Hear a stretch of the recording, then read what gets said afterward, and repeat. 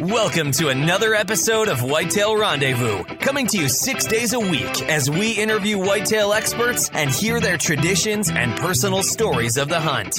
Learn more about the latest gear, discover proven tips, and the latest strategies so you can make your next hunt a success. Now, here's your host, Prois Pike.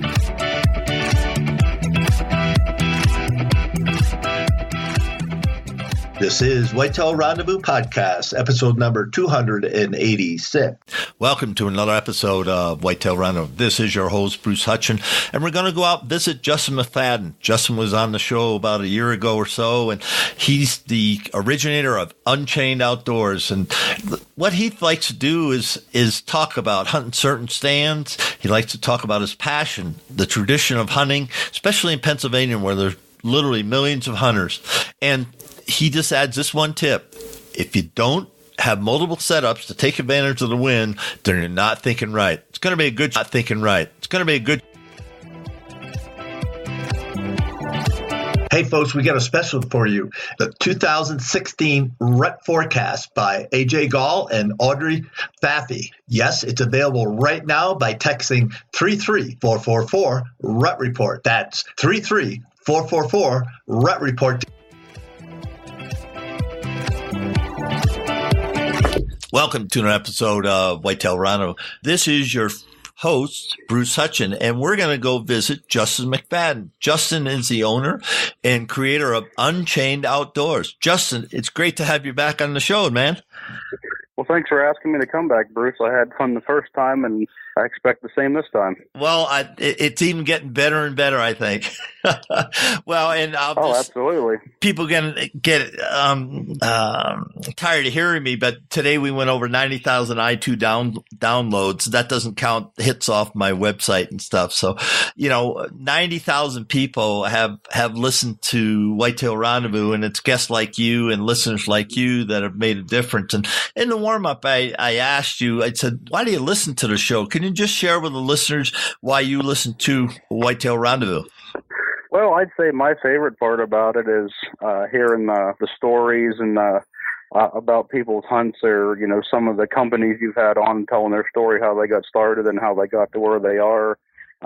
It's just like you described, Whitetail Rendezvous. It's a show just with a good feeling, like sitting on the porch talking to your uncle or talking to your friends about experiences that you've had, and that's my favorite part about Whitetail Rendezvous. And I got to say too, on top of that, congratulations on your 90,000 listener mark. That's pretty incredible. You should be proud of that for sure. Thank you for that. So let's switch it back up and talk about Unchained Outdoors. What's new? What's going on? Well, we got a lot of new things going on since we had spoken in the springtime. Since we had spoke then. We've got a couple new terrific companies that we've been fortunate enough to bring on with us, and we appreciate their support. The mix from Camel Thug Outdoors with Robbie Nickman. I know you've had him on your show before. He's an outstanding guy, and he's got a good product. We also managed to get Mouthy Maynard Calls, which is a local call company here in Pennsylvania that started off with turkey calls, and now they're expanding into grunt calls and things like that. Jones Company Liquid Ghost cover scent, which I'm blown away with them. They got a great product. I have the utmost faith in their product for sure. And the other two that we've partnered with since then was 30-06 Outdoors and Table Mountain Designs Treestand Company. So we got that going for us. And then the last time that we had talked, we were running our show on Demand the Outdoors on the Roku platform, and Demand the Outdoors actually closed down their channel, which kind of put things in the spiral for us for the moment. But starting in January 2017, we're going to be starting to air and debut over at Gen 7 Outdoor Network. So we're pretty excited about that opportunity. As well as we also did pick up a new pro staff member that we added from Indiana with Tyra Shepard. But it's been a busy summer. It's been a productive summer, and things are going good, and we're happy about that. Well, I imagine so. And Gen 7, I've heard some good things about them. Why don't you explain a little bit about what that does and how that expands your market? Well, the biggest thing I look at with Gen 7, they started up their new channel platform in February, and they're growing a bunch of viewers worldwide. They're really taking off. And the way that they operate is they stream on the Roku and the Apple TV platforms as well, but they also offer the chance to watch their channel live through their website. So if you don't have a Roku or an Apple TV device, you can go to their website and watch live TV shows as they're streaming, or they have a channel bank of on-demand type viewing. You could select your favorite shows and just watch those if you would prefer. So it's a good opportunity for, all of us and others out there like us getting going. They offer 3 time slots a week with prime time showing and non-prime time showing, and they have a lot of good quality programs on there that are, new shows or existing shows that are looking for another place to broadcast their footage to basically to the entire world. It's a pretty much an endless platform, and we're excited to be part of that network starting next year. Now, do you have to pay fees, or do you just get sponsorships and they pay, you get advertisers? How does that work? Well, with Gen 7, it's free to watch their channel on whatever the platform that you choose to watch the channel on. But as ourselves, we have to pay an airtime fee to air on their channel. That's just usually comes through sponsorship money or however that works out for you on basically on our end of the deal. However that works out for us. That's basically how it works for all the networks. You have to pay your fee, and you get your airtime slots that you select for which time of the year you want, and it all goes from there. It all starts with money. Yes, it does. Yes, there's no question about that. And I'm interested in it because people ask me, how do you get your voice out there without the Outdoor Channel or Pursuit Channel? You're talking large amounts of money for doing that. So thanks for sharing that. One thing we talked about in the warm up, and I'm just going to jump into it right now, is on social media or even in blogs and magazines, we see the lack of respect for each other. I guess that's how I'll put it out there. And we're all hunters, we're all outdoors people, and yet there's a lack of mutual respect. What's up with that? I wish I had an answer for that, Bruce. I see it all the time too. And to me, it's really a shame. Like you said, we're all hunters, we're all outdoorsmen. Essentially, we're on the same team. We're all hunting for the same reason, because we like hunting. And, there's a lot of negativity going around. The biggest one that you'll see is, a lot of people will bash people on social media or other things, over what they harvested. There are a lot of people bashing somebody because they shot a buck that they felt shouldn't have been shot yet, should have been bigger. Smaller does, in general, what they harvest it with, if they shot it with a crossbow instead of a regular bow, or they shot it with a rifle, or whatever the case may be.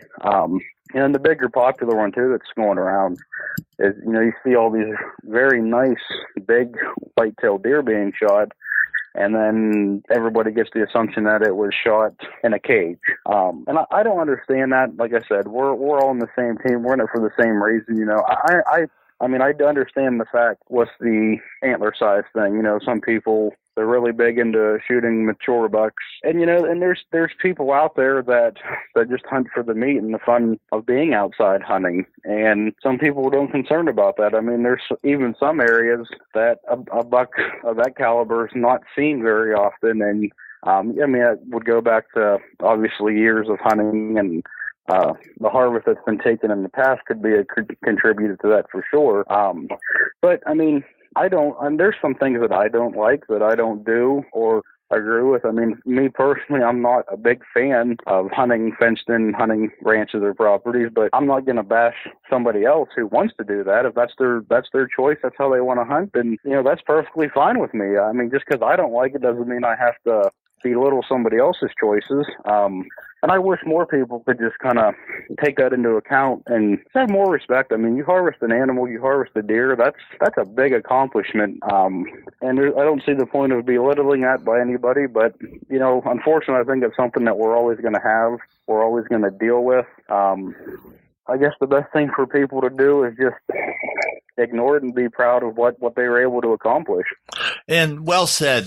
I talked to Tina Kane at Treason, who we're going to bring up Treason in a minute here, but I was talking to her and I said, boy, there's some good pictures out there. They said, well, yeah, some of the guys were down at, and I can't remember the place, forgive me, wherever they were. And they said, yeah, they went down and they had a great time. They were invited down, blah, blah, blah. And it was a great hunt and we got some great shots. Everybody shot some, great bucks and it was a high fence. And they talked about that. She and Cobb talked about that. And they said, Cobb's thing is, he makes a camouflage and where people go and how people uses camouflage and all that. That's on us as clients, as customers, but it's not anybody's stead to say, hey, oh, you shot a high fence. That doesn't count. Well, it counts for me because, what you don't know about me, and I'm just going to give for instance, is that, I don't have, an arm and, I can't go out. I can't get in tree stands, but I can go to these type of places. They take me right up to the stand, put me in there. I'm safe. Doesn't matter what the weather is. And, I wait. No, a buck just doesn't come running by me. I wait, spend some time, and then all of a sudden there's a buck and I choose to shoot him and, somebody helps me with everything I need to do. And I had a great time because when I was outdoors, I saw, some squirrels and partridges or whatever. Then I shot a buck and I spent some time with some of my friends. How can we take that away from that type of person? I can't. I don't understand it either. I mean, it's a lot of things. I think a lot of people just see what they see, and some people are quicker to pass judgment before knowing the story. I think a prime example of that is with Robbie from Camel Thug Outdoors. A lot of people were turned away from him because the name of this company is Camel Thug Outdoors, and they don't want to be. They think that the thug is terrible, but they don't understand the story, how that name came to be. And when you hear the story, it's completely opposite, and it's actually a pretty good story. Oh, it's a marvelous story. Folks, I'm just going to jump on it because Robbie is going to be my next guest today. But anyway, he grew up in the hood and he wore camel. He wore military camel. That was what he wore. And so he was known on the street as Camel Thug, period. And he came out of that and he had a great life doing wonderful things and having a ball at it. But that's who he is. I mean, and so you can't take that story away from him. But if you went Camel Thug, what kind of deer bait is that? What kind of tractor is that? If you didn't understand the whole story or took the time to ask for it, shame on you. And I'll just put that right out there. Shame on you. Because find out what the backstory is and go, that's kind of interesting. I'm not sure where I sit with it. Can somebody tell me what that's all about? And then when you hear the story, he made it out of, think of the worst places you could be. And that's where he made it out of. And he's a survivor and he's one of us. He loves hunting. So get the whole story. I guess that's my 2 cents on that, Justin. I agree. So what's up with Treason? Treason's just taken off incredibly. I'm sure as many of your listeners have heard of, and if they check them out, they could see that they're just taking off, and it's probably one of the hottest growing camera options on the market right now. Yeah, it's just amazing, and convoluted. My story, quick story on it. I had somehow got a hold of Tina Kane. Tina Kane's executive director. She works with Cobb Sanders, blah, blah, blah. Cobb's the founder of Treason Camel. Anyway, she works with him, and somehow I got a hold of her and said, hey, I'd like to try some of your stuff out. I'm going to be hunting for 20-some days in the Rockies for sheep. And so she said, okay, I'll ship it they got a dealer, Wilderness Country, Scott Whitcomb over in Buena Vista. I said, well, that's in my area. So went over there and met Scott, and that's a whole nother story. But anyway, and got the stuff and worked fine and so forth and so on. But the whole backstory to Treason Camel, and folks, if you haven't spent some time trying to get to know some of these guys and gals, you really ought to, because everybody thinks, gee, we're special because we get the newest thing on the block and like that. And I'm a friend of Treason Camel. If you see anything that I put out there, I'm a friend of Treason Camel. Why? They gave me some gear. Hey, thanks a lot, and I appreciate it. A lot of people you can get gear from, but it's the people behind it, and that's what Justin and I were talking about in the warm up. Justin, let's talk about the people. Okay, the Camel's great, folks. Don't minimize that. It's a great pattern. It's something new that hasn't been seen before, but it's the people behind it that are blowing me away. Yeah, I agree. I've told numerous people before that's asked about it or about Treason in general. The people that are behind Treason. I mean, you can go to the top. Whether you start off with John Sanders and Tina Kane and Matt Murphy. Those are three of the nicest, most extraordinary people that I've ever met. They'll help you out any way, shape, or form that they can. They're the types that they'd give you the shirt off their back if you wanted to. And then you move down to, the guys that are on their pro staff line that you see on social media all the time promoting their product and posting pictures and just really pushing the brand out there. And then you get other people, like myself and all of us, that we're fortunate enough to be partnered with Treason. We all believe in the product. We love the camo and the people behind it. Some of the most outstanding, most professional people that you could ask for. And I've said it before on a good example. Earlier this year, whenever we were at an outdoor show. There was a few guys that come up that were wearing Treason, and we got to talking, and we were at the booth with Black Ash Outdoor Products at the time, and he was talking to Lane and Shauna, and I told Shauna, I'm like, I said, if there's one thing that I've learned over the past few months that I've had the privilege to be partnered with Treason and wear their camo and meet their people, is if anybody is out there that's promoting Treason or associated with Treason, they're okay in my book. And that's just the truth. You won't find any group of people that are nicer and more professional. And it's more than just their pro staff of guys and people that are promoting their product. It's like a family, like a brotherhood between everybody. Like I said, I'm fortunate enough to wear their camo and be partnered with them. And I'm even more, honored to call a lot of these people my friends, and that I get to associate with and share their memories as they're making them as well. And that's something that you don't see very often. It's very, very humbling to be able to be a part of that. Yeah, I'll just echo 100% on that, because both Tina Kane and Cobb Sanders have been guests on my show, and just it keeps getting better. Folks, you just kind of have to stand by and get involved or just watch. I mean, it's kind of fun, and something good's happening every single day at Treason. So just stand by and watch, and reach out to the people that you see and friend them on social media, because it's something that in my time in the outdoor industry, I can't really say that I've seen the pace. So the one company is Prois. Prois Pike started Prois Gunnison, Colorado 8, 9, 10 years ago, and built it into a global brand now, and she's done very well. But that's another group of people that they just kept it real simple. They kept it real, and they developed relationships with people in the industry. They're business people, no question about it. But boy, do they have fun, and the ladies that represent Prois, the Prois posse, are just outstanding people. So there you go. Hey, let's talk about what happened in 2016, and the season's still going on. The rut's still hammering. The supermoon just happened last night, so we know the rut's still going on. What's going on in your neck of the woods? Well, unfortunately, in my neck of the woods, there's no deer hunting happening at the moment. With the seasons we have in Pennsylvania, our archery season ended this past Saturday on the 12th, and we're just kind of waiting until the Monday after Thanksgiving to start our rifle season. But, you know, I could say an overall for me personally, 2016, I mean, it was a great year.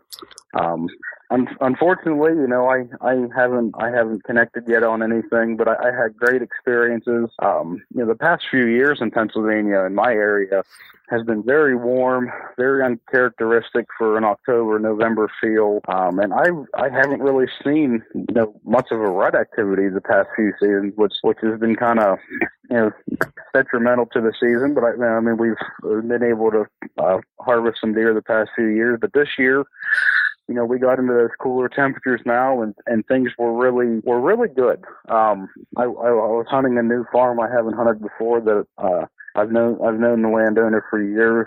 I was fortunate enough. I seen deer every single day that I got to go. I did have some opportunities. You know, it's part of the sport. I'm not ashamed to say it by any means. I had a couple chances that I kind of failed on my end. I had a doe that I had missed in the later part of the archery season. My arrow caught a limb and deflected over it, and I had another doe that I had a great opportunity on that really pulled some pretty good moves out and ducked the arrow and avoided that, which is heartbreaking. But like I said, that's part of the sport. I had the opportunity to see some really good, you know, chasing and rut activity, which was very, very amazing to see firsthand, especially when we haven't got to see it for the past few years. I had some good bucks around. I did have a chance on a one buck that I was very, very lucky enough to grunt in from a long distance, and another spook deer in there took off out of the woods running and scared him away. And, you know, that's part of it. But I had a blast. I mean, I've seen more deer this season than I had in previous seasons, and seen some pretty cool things that you don't get to see. And I'm looking forward to rifle season up here and just keep on doing what we do. Aside from myself, the rest of us has had a pretty solid year. You know, you've had him on before with James Jury. He's managed to get a couple deer down in Kentucky. Our new pro staffer that we added, Tyrus Shepard, lives in Indiana, and Tyrus has got a couple deer down already. So, you know, it's been a pretty good season so far for all of us, and we're just, you know, we're not done yet. We still got more hunting time throughout the rest of the year, and we're all excited to see what's going to come from here on out. Well, thanks for sharing that. And because when you hear what's going on here and there, and I love social media, you know, because it helps grow my podcast so much, but it's just, it's surreal how many big bucks that I've seen. And all of a sudden you think, isn't anybody shooting any small bucks? And then all of a sudden, you know, we'll see one of my buddies, you know, he shot a real small buck and he said, we got venison. We're all going, hey, we got venison. And Mike Reynolds, he's our neighbor up there, and he took a really nice 10-pointer, just a really nice 10-pointer. Is, you know, 150? No, it's probably, you know, over 125 Pope and Young deer. So nothing wrong with that. And then the biggest on the farm, the second day of the season, way back in September, folks, we took a 180. He took Garrett Shear, who was on the show with his dad, took a 180 gross, and we'd never had that big a deer come off the farm. And so, you know, a lot of work's going into to grow big deer, and we understand that. But, you know, you look at that, and one thing I just want to say, hey, folks, if you haven't got a deer, if you haven't, you know, had the opportunity, that's okay. And if you shot a doe, put it out there, because I love eating jerky and summer sausage and what we call heat 'em ups, you know, like brats and stuff. I love eating them, so it's all good. And that's the thing I would say as Bruce Hutchins, host of Whitetail Rendezvous. You know, venison is all good, and the trophy is yours, you know, be it what it is. And Brenda Valentine told me that way when it started, said, Bruce, no matter what you take, it's your trophy. You decide to pull the trigger, let the arrow go, and it's your trophy. Be proud of it. And if other people can't, well, it's on them. It's sure as heck not on you and I, Justin. Yeah, I agree. It kind of goes back to what we were discussing earlier with the lack of respect and the bashing, more or less, going on in DCC every day. Yeah, I agree with that. Justin, we're at the time in the show when you're going to have a couple minutes here to give shout outs to whomever. And so I know you mentioned Treestand Wingman, those great folks over there. So why don't you take a couple minutes and get some shout outs? All right. Well, First and foremost, I have to thank my wife for putting up with me being gone all day long through the season and hunting every day and not complaining about that too much. Then we go down the line, give a shout out to Wayne and Shauna Bogardus from Black Ash Outdoor Products. I can't thank them enough for all their support. Dax Bunch with the bow dagger system, David Langston from Wacom Broadheads, Robbie Nickman with Camel Thug, Darren Maynard with Mouthy Maynard Calls, Trey Jones with Jones Liquid Ghost, all the great folks that are behind Treason Camo. Appreciate all of them. Joe and Tawny Mancuso from All In Outdoors, Nate Watson, everybody with Victory Arrows, Scott Nice, and everybody behind the 30-6 Outdoors gear.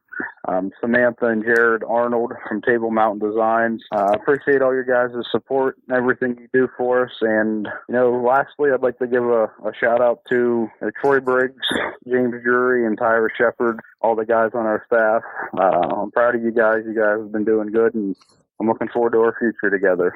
And I also want to give a shout out to you, Bruce, and thank you once again for inviting me back onto your show and having another chance to sit down and talk to one another. Well, it's my pleasure, and on behalf of thousands of more than thousands, the number's getting bigger, folks. That's kind of exciting for this guy. But anyway, all across North America, Justin McFadden from Unchained Outdoors. Thank you so much for being just a great guest, and I always enjoy it as you do, just sitting down and chit chat and figuring out. And one of these years, I hope I can come out and hunt with you guys. Oh, likewise. We'd hopefully one day we'd be able to have the opportunity to come out your way and hunt with you as well. The mountains are bigger out here. That's the only thing I tell people all the time. We got big hills. That makes for great hunting, though. Oh, yeah, for sure, for sure. Justin, thanks so much, man. Thank you.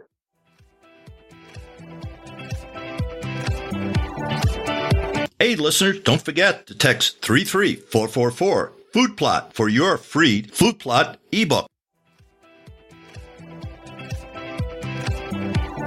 Hey, it's Thanksgiving week here at Whitetail Rendezvous. Hey, next episode is going to be Doug D. Harpart. Doug is the owner of Created Outdoors, where he mixes his faith and his hunts. He's got a great 10-acre plot there in Ohio where he's taking some awful wonderful bucks. He's going to talk to you. It's all about it. Thanks for joining us. Be sure to tune in tomorrow for another episode of Whitetail Rendezvous, where you can listen and learn from the experts so you can be more successful on your next hunt. Until next time, listen, learn, and succeed.